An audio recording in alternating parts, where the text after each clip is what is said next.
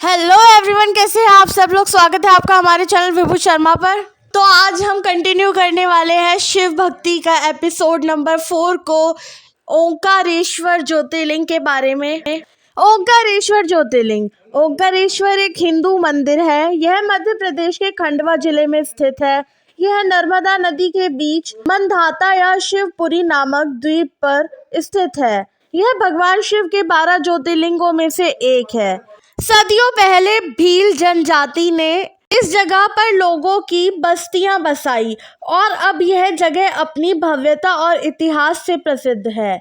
यह यहाँ के मोरटका गांव से लगभग 14 किलोमीटर दूर बसा है। यह द्वीप हिंदू पवित्र चिन्ह ओम के आकार में बना हुआ है। यहाँ 2 मंदिर स्थित हैं, ओंकारेश्वर, ममलेश्वर। ओंकारेश्वर का निर्माण नर्मदा नदी से स्वतः ही हुआ है। यह नदी भारत की पवित्रतम नदियों में से एक है और अब इस पर विश्व का सर्वाधिक बड़ा बांध परियोजना का निर्माण हो रहा है। जिस ओंकार शब्द का उच्चारण सर्वप्रथम सृष्टिकर्ता विधाता के मुख से हुआ, वेद का पाठ इसके उच्चारण किए बिना नहीं होता है। इस ओंकार का भौतिक विग्रह ओंकार क्षेत्र है। इसमें 68 तीर्थ है। यहाँ 33 कोटि देवता परिवार सहित निवास करते हैं तथा 2 ज्योतिर्लिंग स्वरूप लिंगों सहित 108 प्रभावशाली शिवलिंग हैं। मध्य प्रदेश में देश के प्रसिद्ध 12 ज्योतिर्लिंगों में से 2 ज्योतिर्लिंग विराजमान हैं। एक उज्जैन में महाकाल के रूप में और दूसरा ओंकारेश्वर में ओंकारेश्वर ममलेश्वर के रूप में विराजमान है। ओंकारेश्वर ज्योतिर्लिंग का इतिहास कुछ इस प्रकार है। ओंकारेश्वर प्रारंभ में भील राजाओं की राजधानी थी। लंबे समय तक ओंकारेश्वर भील राजाओं की शासन का क्षेत्र रहा। देवी अहिल्याबाई होलकर की ओर से यहाँ नृत्य मृतिका के 18 सहस्त्र शिवलिंग तैयार कर उनका पूजन करने के पश्चात उन्हें नर्मदा नदी में विसर्जित कर दिया जाता है। ओंकारेश्वर नगरी का मूल नाम मान्यधाता है। राजा मंदाता ने यहाँ नर्मदा के किनारे इस पर्वत पर घोर तपस्या कर भगवान शिव को प्रसन्न किया था और शिवजी के प्रकट होने पर उनसे यही निवास करने का वरदान मांग लिया। तभी से उक्त प्रसिद्ध तीर्थ नगरी ओमकार मंदाता रूप में पुकारी जाने लगी। जिस ओमकार शब्द का उच्चारण सर्वप्रथम सृष्टिकर्ता विधाता के मुख से हुआ, वेद का पाठ इसके उच्चारण किए बिना नहीं होता। इस ओमकार का भौतिक विग्रह ओमकार क्षेत्र है। इसमें 68 तीर्थ हैं। यहाँ 33 कोटि देवी देवता यहाँ परिवार सहित निवास करते हैं। ओंकारेश्वर ज्योतिर्लिंग की पौराणिक कथा। इस मंदिर में विराजमान ओंकारेश्वर ज्योतिर्लिंग पंचमुखी है। ऐसा कहा जाता है कि भगवान शिव तीनों लोकों का भ्रमण कर कर यहाँ विश्राम करते हैं। पर्वत पर एक बार भ्रमण करते हुए नारद जी विंध्याचल पहुँचे।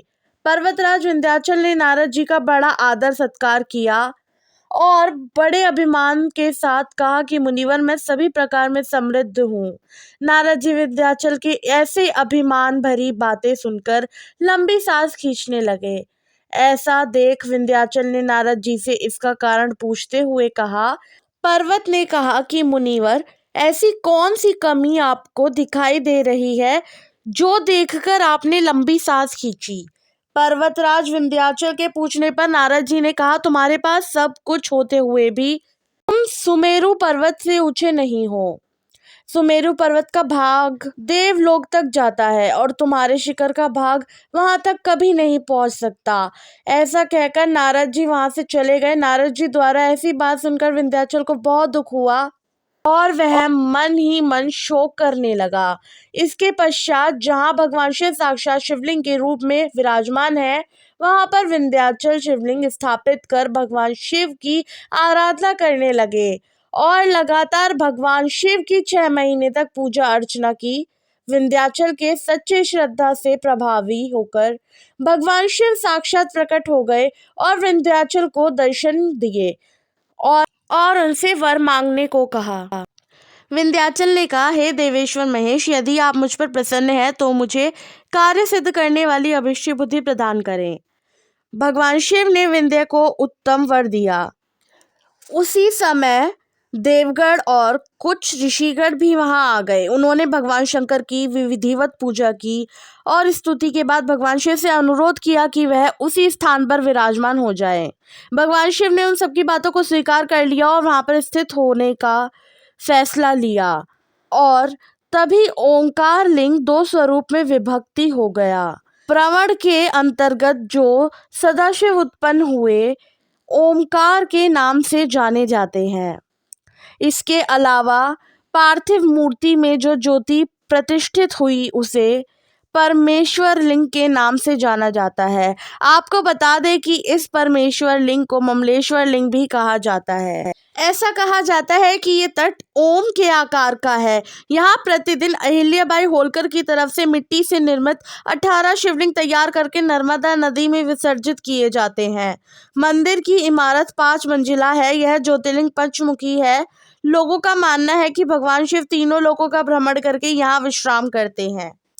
तभी रात्रि में यहाँ शिव भगवान जी की शयन आरती की जाती है। ऐसा कहा जाता है कि भक्तगणों के सारे संकट यहाँ दूर हो जाते हैं। ऐसा भी कहा जाता है कि आप चाहे सारे तीर्थ कर लें, लेकिन ओमकारेश्वर के दर्शन करे बिना वे अधूरे हैं। इसलिए भक्तगण दूर दूर से यहाँ भारी संख्या में आते हैं। एक दूसरी कथा भी प्रचलित है। राजा मानधाता ने इस पर्वत पर घोर तपस्या करके भगवान शिव को प्रसन्न किया था। तपस्या से भगवान शिव जी अत्यंत प्रसन्न हुए और प्रकट हुए। तब राजा मानधाता ने शिव भगवान को सदा के लिए यहीं विराजमान होने के लिए कहा। तब से शिव जी वहाँ विराजमान है। इसलिए इस नगरी को ओमकार मानधाता भी कहते हैं। इस क्षेत्र में 68 तीर्थ स्थल है और ऐसा कहा जाता है कि यहाँ 33 करोड़ देवी देवता निवास करते हैं। यहाँ नर्मदा जी में स्नान करने का विशेष महत्व है। नर्मदा जी के दर्शन मात्र से ही आपके सारे पाप दूर हो जाते हैं। एक कथा ऐसी भी है कि एक बार देवों और दानवों के बीच युद्ध हुआ था। दानवों ने देवताओं को पराजय कर दिया। देवता इस बात को सुनकर सह ना सके और हताश होकर शिव भगवान से विनती की और पूजा अर्चना की। उनकी भक्ति को देखकर शिव भगवान जी अत्यंत प्रसन्न हुए और ओंकारेश्वर ज्योतिर्लिंग के रूप में स्थापित हुए और दानवों को पराजय किया। इसी मंदिर में कुबेर ने भगवान शिव जी का शिवलिंग बनाकर तपस्या की थी। वे शिव भक्त थे। उनकी इस भक्ति से प्रसन्न होकर शिव भगवान ने उन्हें धनपति बनाया था। भगवान शिव जी ने अपने बालों से कावेरी नदी उत्पन्न की थी, जिससे कुबेर ने स्नान किया था। यह कावेरी नदी ओमकार पर्वत पर परिक्रमा करते हुए नर्मदा नदी से मिलती है। इसे ही नर्मदा कावेरी का संगम कहते हैं। आदि शंकरा गुफा के बारे में भी एक कथा प्रचलित है कि इस गुफा में आदि शंकरा अपने गुरु जी गोविंद पदाचार्य से मिले थे। आज के समय में भी यह गुफा शिव मंदिर के नीचे स्थित है, जिसमें आदि शंकरा की छवि देखने को मिलती है। इस पावन स्थल की मूर्ति पर कदम रखते ही भक्तगणों के संकट दूर हो जाते हैं। यहाँ शिव भगवान के दर्शन कर लेने मात्र से ही ऐसा लगता है कि साक्षात शिव जी के दर्शन कर लिए हों। भगवान शिव को समर्पित यह ओमकारेश्वर ज्योतिर्लिंग मध्य प्रदेश के खंडवा जिले में स्थित है, जिसे भगवान शिव के 12 ज्योतिर्लिंगों में चतुर्थ ज्योतिर्लिंग का दर्जा दिया गया है। भगवान शिव के चतुर्थ ज्योतिर्लिंग ओंकारेश्वर ज्योतिर्लिंग जाने के लिए आपको फ्लाइट, ट्रेन और बस आदि आसानी से मिल जाएगी। इसके साथ ही आप अपनी बाइक और कार से भी ओमकारेश्वर ज्योतिर्लिंग जा सकते हैं और दर्शन कर सकते हैं। इंदौर शहर में स्थित देवी अहिल्याबाई होलकर एयरपोर्ट ओमकारेश्वर मंदिर का सबसे नज़दीकी एयरपोर्ट है, जिसके बीच दूरी करीब 84 किलोमीटर है। देवी अहिल्याबाई होलकर एयरपोर्ट से आपको सरकारी और प्राइवेट दोनों बस ओमकारेश्वर मंदिर जाने के लिए मिल जाएंगी। अगर आप ओमकारेश्वर ज्योतिर्लिंग के साथ दर्शन करने अपने दोस्तों के या फैमिली के साथ जा रहे हैं तो आप इंदौर शहर से बुकिंग करके भी ओमकारेश्वर मंदिर जा सकते हैं। दोस्तों, आपको बता दूं कि ओमकारेश्वर मंदिर का नज़दीकी रेलवे स्टेशन ओमकारेश्वर रोड है, लेकिन फिलहाल इस ओमकारेश्वर रोड को रेलवे स्टेशन वाले रेलवे ट्रैक पर काम चल रहा है, इसलिए ट्रेन के माध्यम से अभी ओमकारेश्वर ज्योतिर्लिंग पहुंच पाना नामुमकिन है। जब आपको इस रेलवे ट्रैक पर ट्रेन चलने की अपडेट मिल जाए तो आप उस समय ट्रेन के द्वारा ओमकारेश्वर ज्योतिर्लिंग के दर्शन करने ट्रेन से जा सकते हैं। अगर आप अभी ओमकारेश्वर ज्योतिर्लिंग के दर्शन करने के लिए ट्रेन के माध्यम से जाते हैं तो आपको इंदौर या खंडवा रेलवे स्टेशन जाना होगा, क्योंकि यही दोनों रेलवे स्टेशन ऐसे हैं जो ओमकारेश्वर ज्योतिर्लिंग से नज़दीक हैं और इन दोनों रेलवे स्टेशन पर देश के विभिन्न रेलवे स्टेशनों से ट्रेन के द्वारा पहुंचा भी जा सकता है। अगर आप दिल्ली, हरियाणा, उत्तराखंड, मध्य प्रदेश और राजस्थान आदि राज्यों से बिलोंग करते हैं तो आपको ओमकारेश्वर ज्योतिर्लिंग के दर्शन के लिए इंदौर रेलवे स्टेशन जाना होगा। इंदौर रेलवे स्टेशन से ओमकारेश्वर ज्योतिर्लिंग की दूरी करीब 78 किलोमीटर है और इस दूरी को तय करने के लिए आपको ढेर सारी सरकारी और प्राइवेट बसें मिल जाएंगी। अगर आप इटारसी, महाराष्ट्र और नागपुर आदि जैसे क्षेत्रों के ओमकारेश्वर ज्योतिर्लिंग जाना चाहते हैं तो आपके लिए खंडवा रेलवे स्टेशन जाना सबसे अच्छा होगा, क्योंकि इन सभी शहरों से ओमकारेश्वर ज्योतिर्लिंग जाने के लिए खंडवा रेलवे स्टेशन नज़दीक पड़ता है। खंडवा रेलवे स्टेशन में ओमकारेश्वर मंदिर की दूरी करीब 70 किलोमीटर है, जिसे बस के द्वारा कंप्लीट किया जा सकता है। खंडवा रेलवे स्टेशन से ओमकारेश्वर मंदिर जाने के लिए कई सारी सरकारी और प्राइवेट बसें मिल जाती हैं। ओमकारेश्वर ज्योतिर्लिंग मध्य प्रदेश में पवित्र नर्मदा नदी के तट पर स्थित है। इस स्थान पर नर्मदा के दो धाराओं में विभक्ति हो जाने से बीच में एक टापू सा बन गया है। इस टापू को मनधाता पर्वत या शिवपुरी कहते हैं।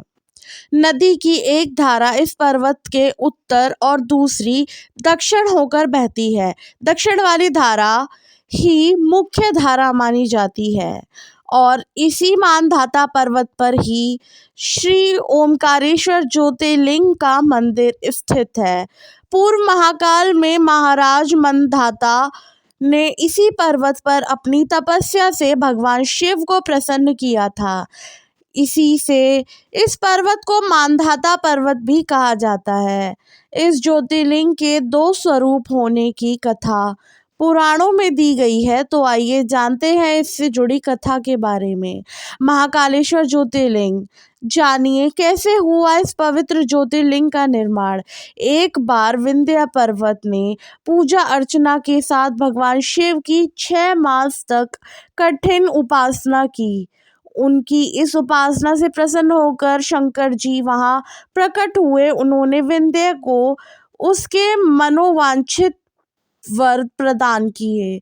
विंध्याचल की इस वर प्राप्ति के अवसर पर वहां बहुत से ऋषिगण और मुनि भी पधारे। उनकी प्रार्थना पर शिव जी ने अपने ओमकारेश्वर नामक लिंग को 2 भाग किए। एक का नाम ओमकारेश्वर, दूसरे का नाम अमलेश्वर पड़ा। दोनों लिंगों का स्थान एक मंदिर में पृथक होते भी दोनों की सत्ता और स्वरूप एक ही माना गया है। शिव पुराण में इस ज्योतिर्लिंग की महिमा का विस्तार से वर्णन किया गया है। श्री ओमकारेश्वर और श्री मामलेश्वर के दर्शन का पुण्य बताते हुए नर्मदा स्नान के पावन फल का भी वर्णन किया गया है। प्रत्येक मनुष्य को इस क्षेत्र की यात्रा अवश्य करनी चाहिए। लौकिक, पारलौकिक दोनों प्रकार के उत्तम फलों की प्राप्ति भगवान ओमकारेश्वर की कृपा से सहज हो ही जाती है। अर्थ, धर्म, काम, मोक्ष के सभी साधन उसके लिए सहज ही सुलभ हो जाते हैं। अंततः उसे लोकेश्वर महादेव भगवान शिव के परम धाम की प्राप्ति हो जाती है। कहते हैं कि भगवान शिव तो भक्तों पर अकारण ही कृपा करने वाले हैं। जो इंसान भगवान के दर्शन करने के लिए आता है उसका सोया हुआ भाग्य भी खुल जाता है। ओमकारेश्वर मंदिर में सुबह की आरती का समय सुबह 7 बजे से 8 बजे तक, दोपहर में मध्याह्न भोज के समय 12:30 से 1:20 तक और संध्यान श्रृंगार 4 से 5 बजे तक के समय में होता है। मंदिर दिन में 3 बार बंद होता है, सुबह की आरती के समय 7 से 8 तक, दोपहर में मध्याह्न भोज के समय 12:30 से 1:20 तक और संध्यान श्रृंगार 4 से 5 तक के समय। ये तीनों समय 1-1 घंटे के लिए मंदिर के अंदर प्रवेश वर्जित होता है। अगर आपको कोई ट्रेन पकड़नी है या उसी दिन वापस जाना है जिस दिन आप आए हैं, तो इन समय का ध्यान रखिए। ओमकारेश्वर के आसपास आपको बहुत सारे अन्य मंदिर भी मिल जाएंगे और यहाँ एक बहुत बड़ा बाजार भी लगता है। पर्यटक यहाँ से शॉपिंग करना बहुत पसंद करते हैं। तो चलिए इसी के साथ हम वीडियो को एंड करते हैं और मिलते हैं आपसे नेक्स्ट वीडियो में। तब तक के लिए आप चैनल को लाइक करें, शेयर करें और कमेंट करें और चैनल को सब्सक्राइब करें और कमेंट करके ज़रूर बताइए कि आपको हमारा शिव भक्ति की ये सीरीज़ कैसी लग रही है। और हम आपको हर मंडे को मिलते हैं इसी जोश के साथ। तब तक के लिए जय भोलेनाथ, जय Mahakal. Thanks for watching and subscribe to our channel Vibhu Sharma.